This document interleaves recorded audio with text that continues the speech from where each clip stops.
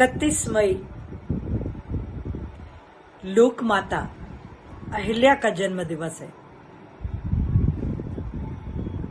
वो कर्म योगिनी राजयोगिनी थी, कुशल नेतृत्वकर्ता,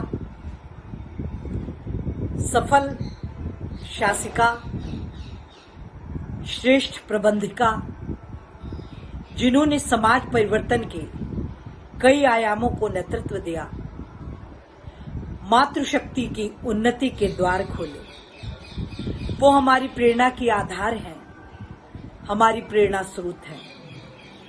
मैं परमपिता परमात्मा से प्रार्थना करती हूँ कि हिंदुस्तान की हर बेटी उनके जैसी सभी सद्गुणों से संपन्न हो, इस जगत गुरु भारत की सेवा में अपना सर्वस्व न्यौछावर करे। यही प्रार्थना प्रभु के चरणों में। बहुत धन्यवाद। जय हिंद।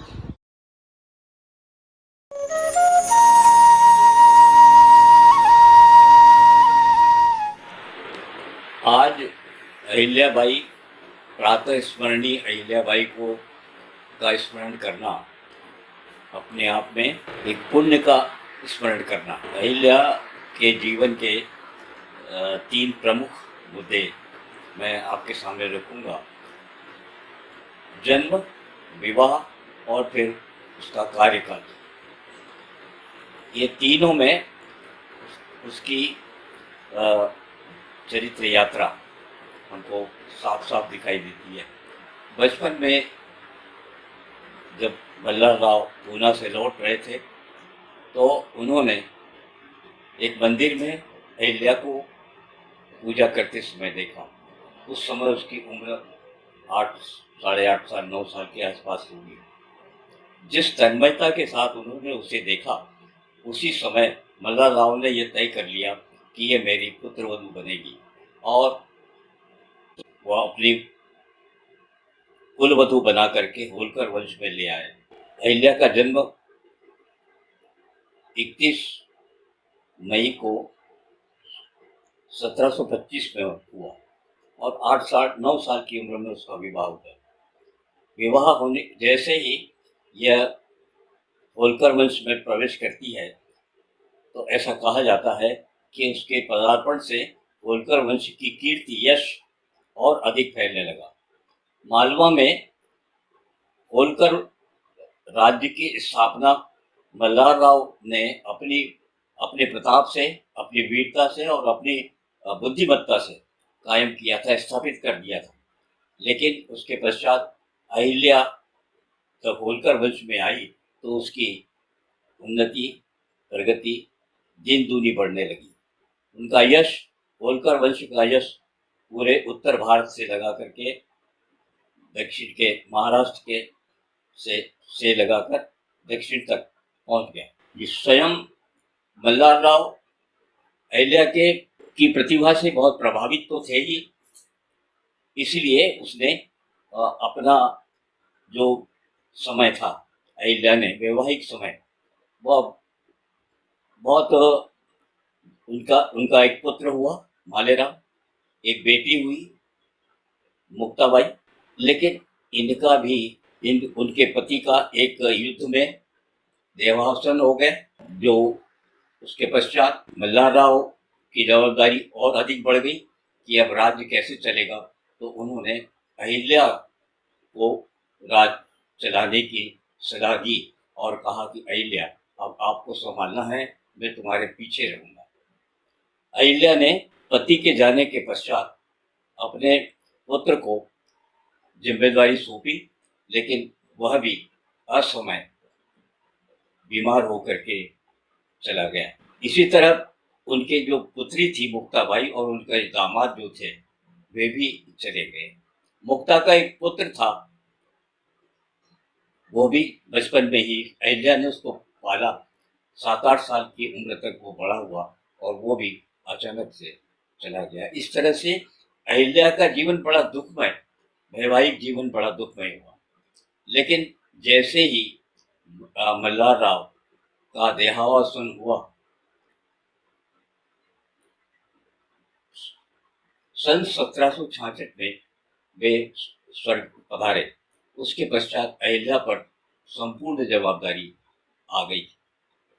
लेकिन मालेराव को राजगद्दी सौंपने के पश्चात वो भी बहुत अधिक समय तक नहीं रह पाया और 8 या 9 महीने का शासन करके उसका भी देहावसान हो गया। अब सारी जवाबदारी अहिल्या पर थी कि या तो वो दत्तक पुत्र ले या समस्त राज्य को की बागडोर अपने हाथ में ले। उनने यही किया, बागडोर अपने हाथ में ली और समस्त राज्य को अपनी सूझबूझ से, अपनी अपने संस्कारों से और अपनी धैर्यशीलता से राज्य की सीमाओं को भी बढ़ाया और राज्य का राजस्व भी बढ़ाया। अहिल्या ने स्वयं अपने राज्य की प्रगति के लिए वहाँ के जागीरदारों के साथ समझौता किया और उसके पश्चात जब मल्हार राव ने स्थापना की थी होलकर वंश की, जब 47 परगने थे और उसके पश्चात अहिल्या के समय में 127 परगने होलकर मालवा में सम्मिलित हो चुके थे। इस तरह से अहिल्या ने विस्तार किया और उसकी धार्मिक प्रवृत्ति थी। वो राज्य अपना राज्य जो है बहुत शिव शंकर को समर्पित करती थी, क्योंकि वो शिव भक्त थी। महेश्वर को राजधानी बनाने का कारण भी यही था उनका कि वे महेश्वर में नर्मदा का प्रतिदिन दर्शन कर सकें। जिस प्रकार नर्मदा के दर्शन मात्र से आदमी पवित्र हो जाता था, पुण्य मिलता था, इसी तरह से अहिल्या का नाम लेते ही उस प्रत्येक व्यक्ति को एक पुण्य मिलता है, जिसको प्रातः स्मरणीय कहा जाता है। सुबह अगर अहिल्या का नाम ले लिया तो जितना पुण्य नर्मदा को देखने से मिलता था, इतना ही पुण्य जो है अहिल्या के नाम से मिलता है। इसीलिए इसको प्रातः स्मरणीय कहा जाता है। अपने कामों से, अपने धार्मिक कामों से उसने पूरे देश में न केवल नदियों के किनारे घाट बनाए, मंदिर बनाए और मंदिरों के जीर्णोद्धार भी किए। बहुत से कुएं, बावड़ी और जल के स्रोत उसने उद्धारित किए और उसको जनता को समर्पित किया। इस तरह से उसके राज्य में उसने लगभग 30 वर्ष तक राज्य किया। होलकरों के 14 शासक हुए, उसमें से अहिल्या जैसा शासक कोई भी नहीं हो पाया। जैसे जैसे उसने 30 वर्ष अपने राज्य में कभी न तो उस पर किसी ने हमला करने की कोशिश की और न अहिल्या ने किसी का राज्य छीनने की या अपने राज्य को बढ़ाने की इस तरह की कोशिश की कि किसी पर हमला करके वो राज्य का शासन बढ़ाए। लेकिन उनकी नीतियों ने, उनकी न्यायप्रियता ने, उनका न्याय वो जितनी कठोर थी उतनी वह दयालु भी थी। विधवाओं के लिए महेश्वर में उन्होंने महेश्वरी साड़ी बनाने वाले बुनकरों को स्थापित किया। बहुत से कारीगरों को वहाँ स्थापित किया और वहाँ उन्होंने चांदी के सिक्के और दूसरे सिक्के बनाने के कारखाना भी स्थापित किया और उनके दरबार में बहुत से विद्वान संस्कृत के पंडित लोग और हमेशा वेद पाठ और दूसरे भारतीय ज्ञान की परंपरा को हमेशा वो उनके सामने पढ़ते रहते थे। लिंगार्चन उन्होंने शुरू किया था। रोज प्रतिदिन मिट्टी के शिव शंकर बना करके उसको नर्मदा में चावल लगा करके डाला जाता था। ऐसे 100 ब्राह्मण प्रतिदिन लिंगार्चन करते थे और वो मछलियों को खाना खिलाते थे या मछलियों के लिए वो चावल का दाना पानी नर्मदा में डाल करके रोज का काम था। इस तरह से उसके धार्मिक कार्यों को और उनका जो सुशासन था, उसने 30 वर्ष तक एक सुशासन चलाया।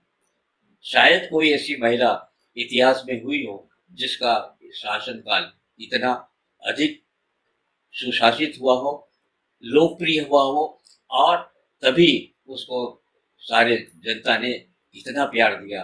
वो जनता की रक्षक थी, जनता से बहुत प्यार करती थी, जनता के दुख उसके दुख हुआ करते थे, जनता के सुख उसके सुख हुआ करते थे, सुख और दुख दोनों में वो बराबर शामिल होती थी।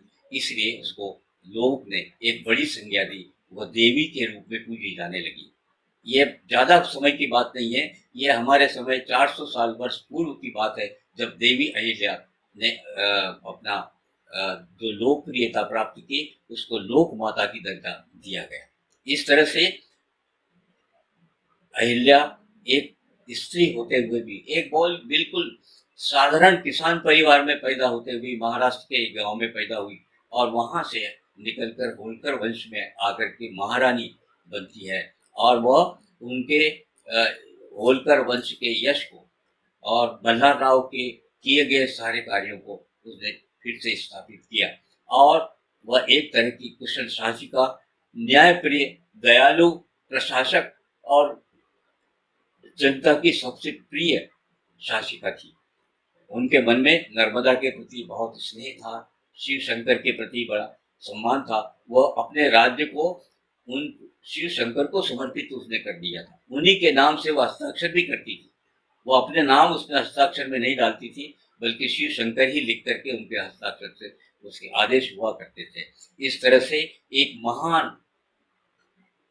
भारतीय नारियों की शासिका, नारियों में एक शासिका के रूप में आज भी अहिल्या अमर रहेगी और उसको आज उनके चाहे 400 वर्ष हो गए हों, लेकिन उसके पश्चात भी वो उनको आज हम भी याद कर रहे हैं और हजारों वर्षों तक वो उसकी उसकी कीर्ति, उसका यश जो है, जो जो उन्होंने घाट बनाए पूरे देश में मंदिर बनाए, पूरे देश में जिसमें धर्मशालाएं बनाई, उन सबको याद करते हुए अहिल्या का नाम सदैव अमर रहेगा। और ये समय वह अपने आप को ये कहा करती थी कि मैं जो कुछ भी कर रही हूँ और जो सत्ता के माध्यम से मैं जो कुछ भी कर रही हूँ उसका जवाब मुझे ईश्वर को देना पड़ेगा।